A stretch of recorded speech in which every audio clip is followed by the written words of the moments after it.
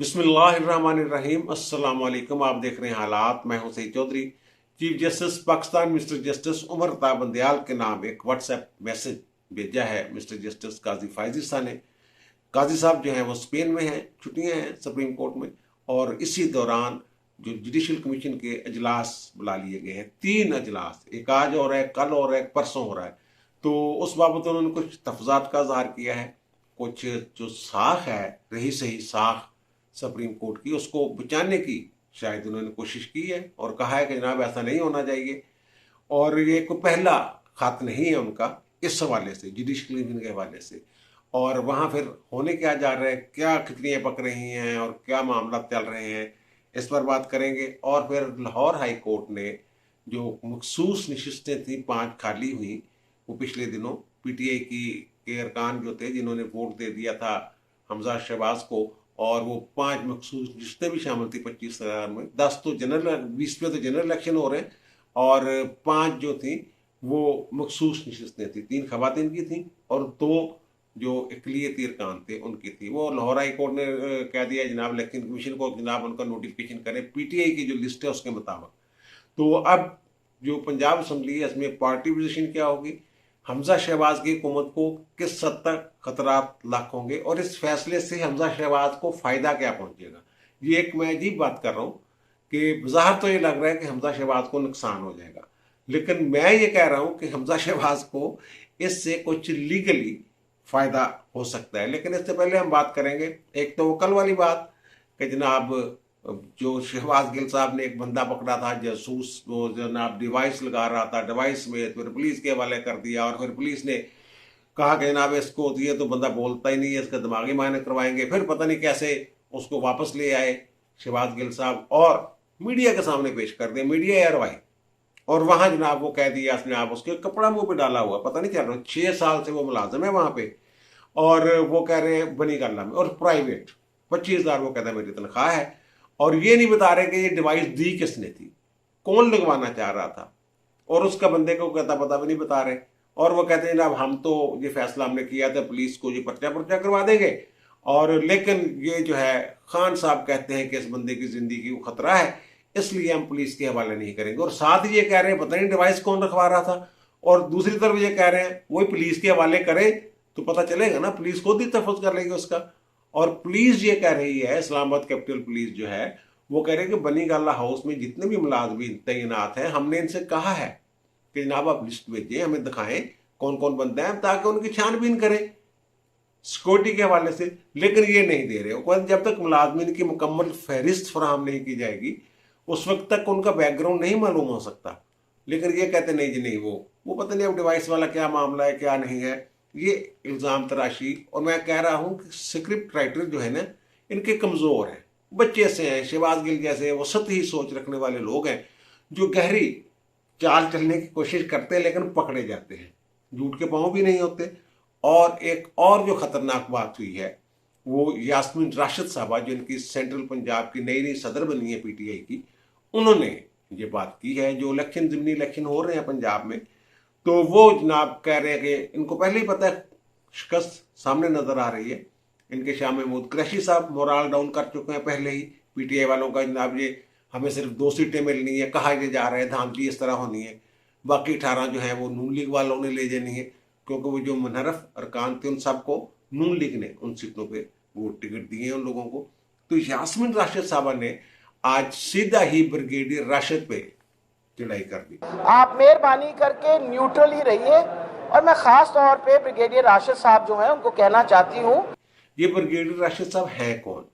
ये ब्रिगेडियर राशिद साहब जो आईएसआई के सेक्टर कमांडर है लाहौर में, ये वो हैं ब्रिगेडियर राशिद साहब। ब्रिगेडियर राशिद का जिक्र करते हुए उन्होंने कहा कि जनाब आपने पूरी एडमिनिस्ट्रेशन को अपने साथ लिया हुआ है और फिर हमारे खिलाफ वो इलेक्शन हरवाने की कोशिश कर रहे हैं, ये ठीक नहीं है, न्यूट्रल रहे, इस तरह की उन्होंने बातें शायद की हैं।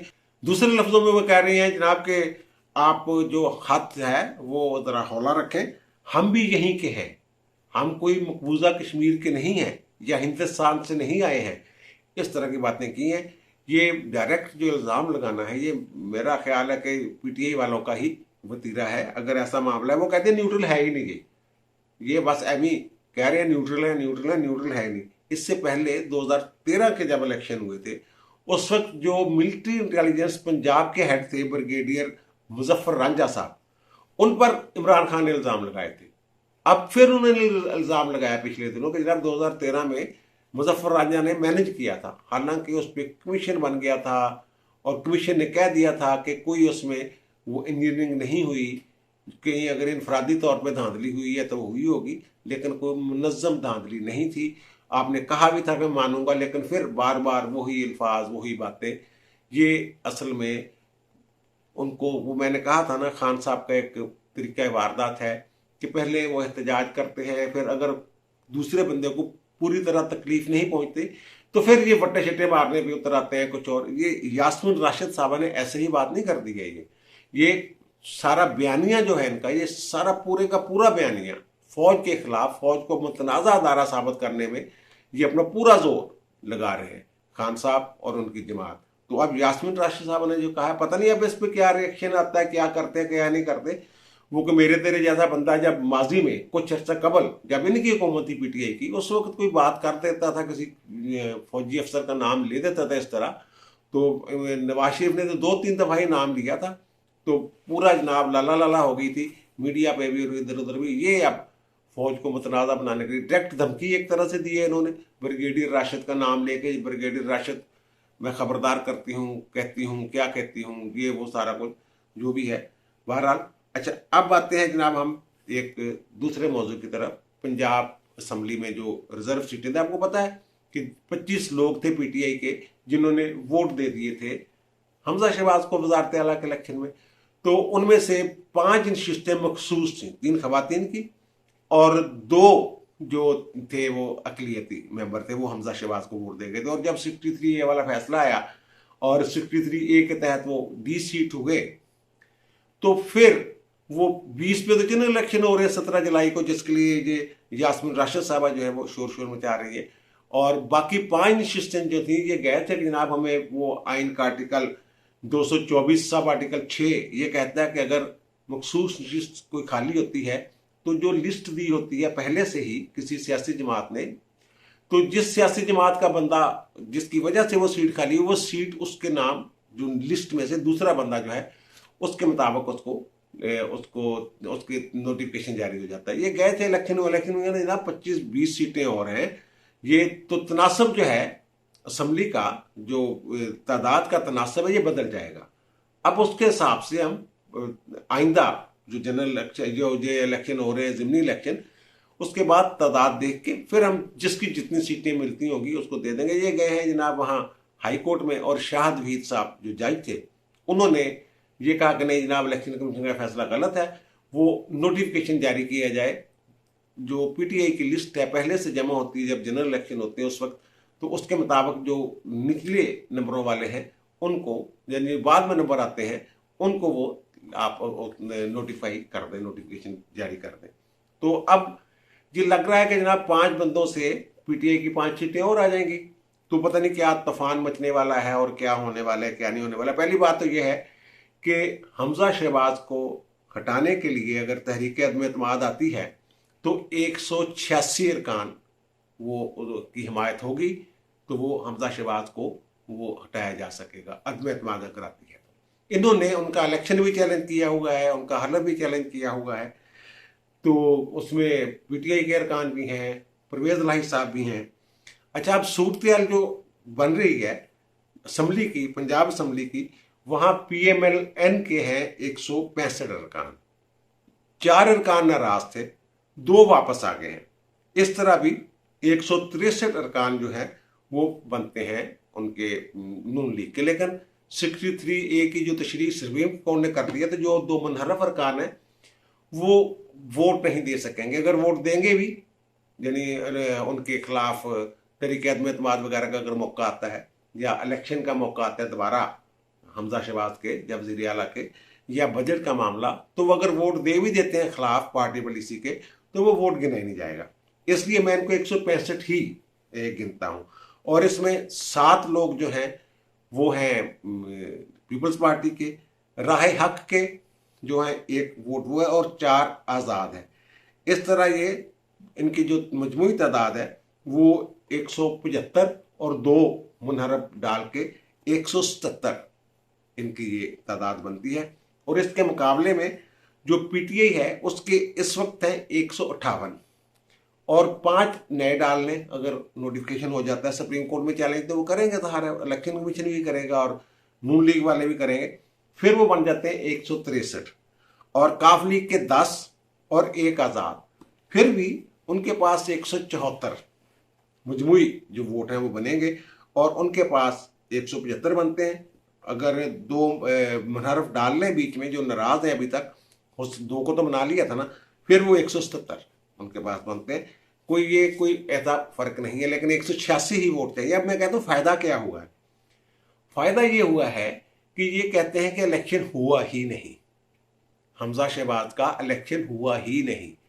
अगर इलेक्शन नहीं हुआ तो फिर ये लोग डी सीट कैसे हो गए? फिर ये सोचने वाली बात है। ये इनका जो दूसरे 2 मुकदमात हैं, हलफ वाला जो कि हलफ हटाने का जो हुक्म दिया था हाई कोर्ट ने कि जनाब जो स्पीकर कौमी असम्बली है वो हलफ लें आके, एक वो, और दूसरा इलेक्शन को भी चैलेंज किया हो कि ये इलेक्शन ही गलत हुआ है। अब ये कह रहे हैं कि जनाब इलेक्शन हुआ, हमारे बंदे इतने जो है उन्होंने वोट दिए और वो डी सीट हो गए। अगर एक कोई वाकया हुआ ही नहीं, वकूफ पजीरी ही नहीं हुई इलेक्शन की, दूसरे जो केस हैं उनके मुताबिक, तो फिर ये डी सीट कैसे हो गए? रेफरेंस कैसे आ गया? और जो रेफरेंस इनके खिलाफ भेजा गया था इमरान खान की तरफ से और असद उमर साहब की तरफ से, वो यही था कि इन्होंने वोट दिया हमजा शहबाज को, जिसकी वजह से हमजा शहबाज जीत गया। अब ये दूसरे जो तो केसेस हैं, ये जो आर्गूमेंट्स हैं और ये जो जजमेंट है शहादवीर साहब वाली, ये उन पे असरअंदाज हो सकती है। वो कहेंगे जनाब ये इधर कह रहे हैं कि हम इलेक्शन को नहीं मानते, उधर कह रहे हैं कि जनाब इलेक्शन हो गया था, हमजा जीत गया था और फिर ये बंदे जो हैं ये डी सीट हुए और फिर हमारी ये 5 सीटें जो हैं मखसूस नशिस्तें ये हमें आप दे दें।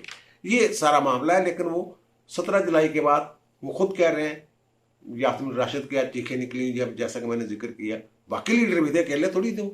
और खान साहब भी परेशान फिर रहे हैं, लाहौर में जलसे जुलसे करके गए हैं वो वर्कर कन्वेंशन के नाम वगैरह पे, और ख़ुद ये कह रहे हैं कि जनाब हमारी, इनके पीटीआई वाले भी ये कह रहे हैं कि हमारी जो ना कोई 3-4 सीटें ही हमें मिलेंगी, इससे ज़्यादा नहीं मिलनी। और नून लीग वाले अपने दावे कर रहे हैं, बाकी जमातें वो अपने दावे कर रही हैं। ये सारा जनाब इशू है और पंजाब हुकूमत को सरदस्त कोई ख़तरा नहीं है। और दोबारा इलेक्शन वाली बात वो मैंने कर दी। अगर हाई कोर्ट कहती है कि ये इलेक्शन दुरुस्त नहीं था, दोबारा इलेक्शन हो, तो फिर ये डी सीट वाले दोबारा वापस आना चाहिए उनको, क्योंकि वो इलेक्शन ही नहीं हुआ, उन्होंने वो एक्ट ही नहीं किया। अच्छा, अब आते हैं जनाब जस्टिस काजी फायज ईसा साहब। ये जनाब काजी फायज ईसा साहब गए हैं छुट्टियों पे स्पेन, मौसम गर्मा की छुट्टियां हैं अदालतों में, वो चल गए स्पेन अपने ससुराली मुल्क। तो वहां जनाब उसके बाद इन्होंने 3 इजलास जुडिशल कमीशन के बुला लिए जजों के तकर्रर के लिए। एक आज हो रहा है, एक कल हो रहा है, जिसमें सिंध के जो नए जजेस हैं उनके तकर्रर का मामला जो है वो ज़ेरे गौर आएगा। और एक इजलास हो रहा है परसों, और उसमें जो सुप्रीम कोर्ट में खाली असामी है, बल्कि 3 खाली असामी है, उनमें से एक असामी जो है वो फिल करना चाह रहे हैं लाहौर हाई कोर्ट के जो 4थे नंबर के जज हैं शाहद वहीद साहब, उनको लेके जाना चाह रहे हैं, यानी सीनियरिटी आगे पीछे करना चाह रहे हैं। ये वही शाहदवीर साहब हैं जिनका मैंने जिक्र किया। अभी आज उन्होंने जजमेंट दी है, पीटीआई की दरखास्त जो है मंजूर की है, और उन्होंने कहा कि जनाब 5 सीटें जो हैं मखसूस सीटें, उन पे नोटिफिकेशन पीटीआई के अरकान का वो किया जाए। अच्छा, जस्टिस काजी फायज ईसा साहब ने वहां से खत लिखा है। उन्होंने कहा जनाब ये आपने इजलास कैसे बुला रही है, छुट्टियों में इजलास बुलाना को समझ से बालातर है। वो ये कह रहे हैं कि छुट्टी में बुलाने की ऐसी इमरजेंसी ज़रूरत क्या पड़ गई, ये उनका सवाल है। और उन्होंने और भी दीगर मामला उठाए हैं कि जनाब जो पिछली दफ़ा भी आपने जो सिंध हाई कोर्ट के चीफ जस्टिस हैं अहमद अली एम शेख साहब, उनको आप इग्नोर कर रहे हैं मुसलसल, ये क्या एक जज की तौहीन नहीं है? और ये पहली दफ़ा नहीं लिखा, इन्होंने पिछले माह भी 28 मई 2022 को एक खत लिखा था चीफ जस्टिस पाकिस्तान को और जुडिशल कमीशन को। और ये जो व्हाट्सएप उन्होंने किया है उसमें उन्होंने ये कहा कि जो दीगर अरकान है कमीशन के, उनको भी ये जो मैसेज मेरा है फॉरवर्ड कर दिया जाए वहां से। वो कहते हैं इसको मुलतवी करें इन इजलासों को, या फिर मुझे वीडियो लिंक के जरिए एहतमाम करें कि मैं वीडियो लिंक के जरिए यहाँ आऊँ, मीटिंग में बताऊं, अपना नुक्ता नज़र पेश करूं। ये काजी साहब सीनियर मोस्ट रुकन है, यानी चीफ जस्टिस के बाद सबसे सीनियर जो बेंच के रुकन है ये काजी फायज इस्सा साहब है। तो वो कहते हैं मैंने पता ही नहीं, तुसी पिछे वारदाता पाते रहे हो कि कर दे रहे हो कि नहीं। ये जो इन्होंने 28 मई 28 होगा या 27 होगा, डेट एक दो दिन आगे पीछे हो सकती है, इन्होंने जो उस वक्त खत लिखा था उसमें भी इन्होंने यही बातें की थी जो अब की हैं। उन्होंने कहा जनाब ये जो अदलिया की साख है इसका ख्याल करें, कोई मनपसंद लोगों को नीचे से ऊपर से। उस खत में उन्होंने साकम नसार की भी क्लास ली थी। उन्होंने कहा साकम नसार ने मैं पूछा तो साकम नसार ने कहा कि जनाब वो जो सीनियर लोग हैं वो आना ही नहीं चाहते, लेकिन बाद में गलत साबित हो गया।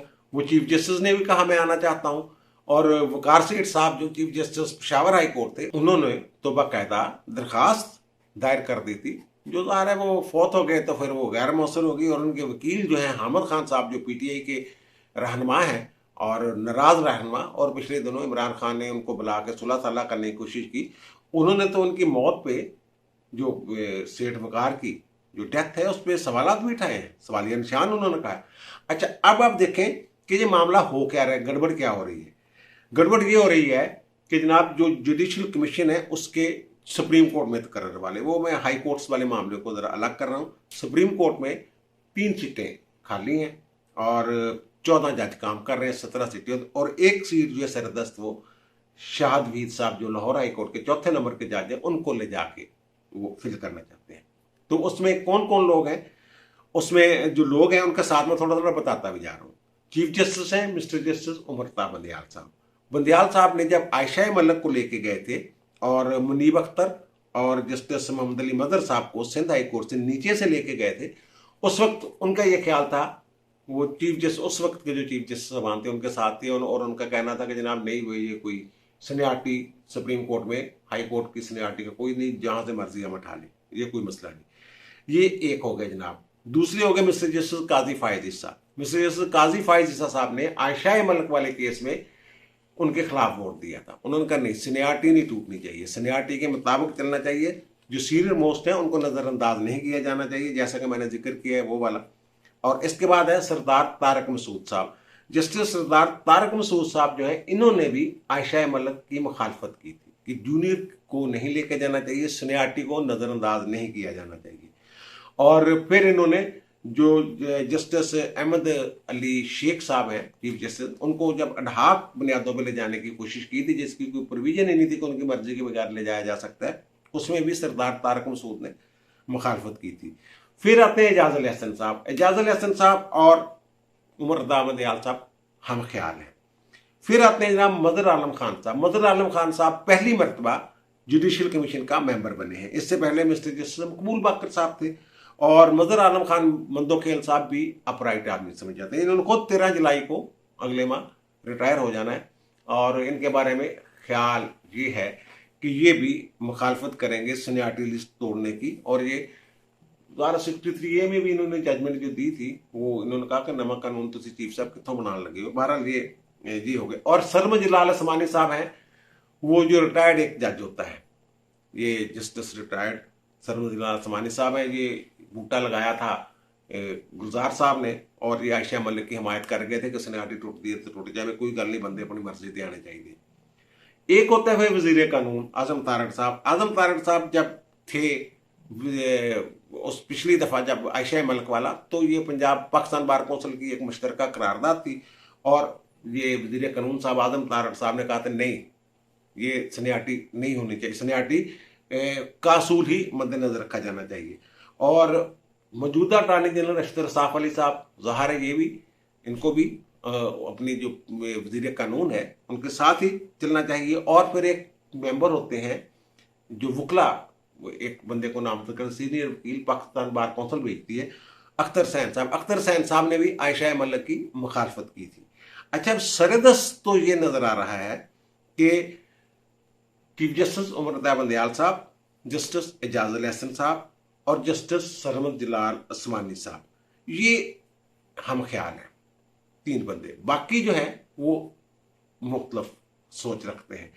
अब इसमें जो 3 बंदे ये हैं, इनके साथ अगर 2 हुकूमती मिल जाते हैं, आजम वजीर तारक वजीर कानून और अशतर साफ अली, फिर वो जिसको चाहे वो शाहदवीर साहब जो हैं वो जा सकते हैं। 5-4 का वो तनासब बन जाएगा।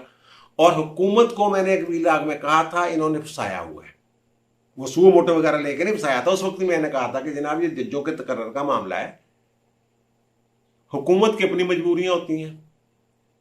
अब तक की जो सूरत हाल है वो यही है कि आजम नज़ीर तारण और अशतर साफ अली साहब जो है वो सीनियरिटी तोड़ने के बज़ाहिर अभी तक खिलाफ है, लेकिन अभी एक दिन बाकी है बीच में, और कुछ भी हुकूमत मसलत पसंदी के तहत, अपनी किसी मजबूरी के तहत कोई भी पलटा खा सकती है। वो कहती है कि जनाब, वो कहते हैं कि आप कानून में तो कहीं नहीं लिखा हुआ कि सीनियर मोस्ट को लेके जाना, आइन में नहीं लिखा हुआ, ये तो आप वैसे ही एक असूल बना के बैठे हुए हैं, तो ये आप बिला वजह एतराज कर रहे हैं। ये एक खतरा है कि हुकूमत जो है और अटारनी जनरल और वजीर कानून कहीं फिसल ना जाए। ये मुझे किसी तरफ से कोई इशारे मिल रहे हैं, लेकिन जो उनके करीबी दोस्त हैं वो कहते नहीं, वो पाकिस्तान बार कौंसिल की जो करारदाद है उसकी वायलेशन नहीं करेंगे। वो खुद भी वो पाकिस्तान बार कौंसिल में उस शामिल थे उस करारदाद की मंजूरी में। और फिर शाहदवीर साहब के बारे में यार एक अजीब बात है, जिस बंदे को लेके जाते हैं ना अब ये, उसमें चीफ जस्टिस जरूर बनना था। आयशा मलिक साहबा जो हैं उन्होंने 2030 के करीब कोई उन्होंने चीफ जस्टिस बनना है, और उन्होंने 2031 में जून में रिटायर होना है, और उसके बाद शाहदवीर साहब ने चीफ जस्टिस पाकिस्तान बनने अगर ही चले जाते हैं, और उन्होंने कोई 24 दिसंबर 2031 तक चीफ जस्टिस रहे, 5-6 महीने उन्हें भी मिल जाने हैं। ये जहाँ सारा हो रहा है ये मसला है। और काजी साहब बेचारे वो जो मैं कह रहा हूँ सही वो कह रहे हैं, और वो उन्होंने फिर एक दफ़ा मुद्दा उठाया है वही, और वो उन्होंने बड़ी बातें की हैं वैसे अपने व्हाट्सएप में। उन्होंने कहा जनाब या तो कैंसिल करें या फिर मुझे वीडियो लिंक पे लें, एहतमाम करें आप। और फिर वो कहते हैं जो उनको सिंध हाई कोर्ट के जो चीफ जस्टिस को नज़रअंदाज कर रहे हैं आप लोग बार बार, वो बड़ी, मैं कहता हूँ बड़ी खतरनाक बात है। उन्होंने कहते हैं उससे सुबाइयत और नस्ल बस्ती का जो गंध है वो जन्म ले रहा है।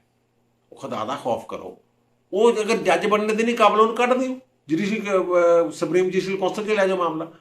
अगर वो इस अहल है कि चीफ जस्टिस के तौर पे काम कर रहे हैं तो सुप्रीम कोर्ट ले जाने की मसला थोड़ा भाई, वो सही कह रहे हैं, सवाल ठीक उठा रहे हैं। चलो शुक्र है कोई ना कोई बंदा तो है ना ऐसा जो आवाज उठा रहा है। और वो जो इनको खतरा क्या है कि ये कहते हैं कि जब आइंदा 2-3 माह तक अगर ये मामला नहीं होता तो फिर जस्टिस मंसूर अली शाह कमीशन के रुकन बन जाएंगे। वो दूसरा काजी सैन है, वो दूसरा काजी फायज हिस्सा, उसी तरह की सोच रखने वाले आदमी। उन्होंने भी साकिब निसार के खिलाफ जजमेंट दे दी थी। वो ये जो मंदोखेल साहब है, मदर आलम खान साहब, ये 13 जुलाई को, और फिर इनके बाद जो है सजाद अली शाह साहब वो 13 अगस्त को रिटायर हो जाएंगे। तो उनके बाद फिर मंसूर अली शाह साहब जो हैं वो मेंबर बनेंगे, यानी कि मदर आलम के बाद सजाद शाह साहब, और सजाद शाह जब अगस्त में रिटायर हो गए फिर मंसूर अली शाह कमीशन के मेंबर बन जाएंगे, और मजीद मुश्किलात पैदा हो जाएंगी। मेरिट की बातें बड़ी वो कह लेंगे ना शद्दोमत के साथ होना शुरू हो जाएंगी।